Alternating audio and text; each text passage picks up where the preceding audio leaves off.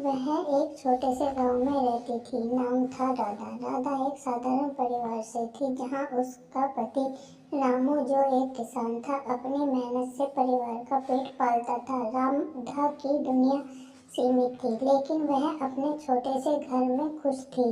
उसकी सबसे बड़ी चिंता यह थी कि कैसे अपनी 3 नंदों, जिनकी शादी हो चुकी थी, के साथ रिश्ता बनाए रखे।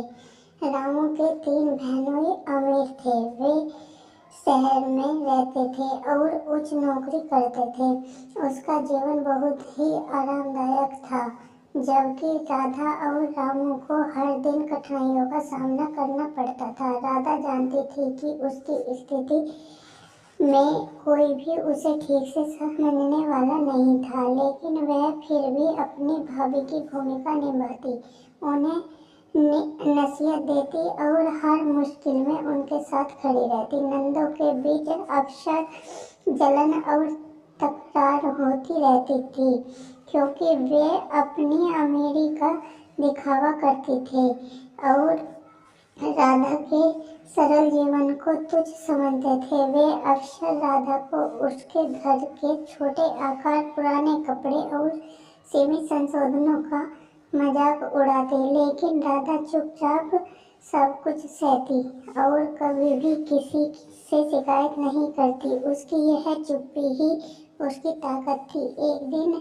नंदे घर आई और राधा से कहा, भाभी, तुमने हमसे कभी कुछ नहीं मांगा, लेकिन हम तुम्हारे लिए कुछ लेकर आए हैं। उन्होंने राधा को महंगे गहने और कपड़े दिए, लेकिन राधा ने उन चीजों को विनम्रता से अस्वीकार कर दिया। वह जानती थी कि इन चीजों से उसे कोई खुशी नहीं मिलेगी। वह अपने परिवार के साथ छोटे सुखों में खुश थी और बड़े दिखावे से दूर थी। राधा ने अपनी नंदों से कहा, यह सब चीजें मुझे नहीं चाहिए, क्योंकि मैं जो कुछ नहीं, मुझे सबसे अच्छा लगता है मेरे परिवार पास रामू है और मेरे पास मेरे बच्चे हैं और मेरे पास इस घर की हर छोटी से छोटी चीज की जिम्मेदारी है। तुम लोग अमीर हो, लेकिन मेरे पास जो कुछ भी है वह मुझे बहुत है।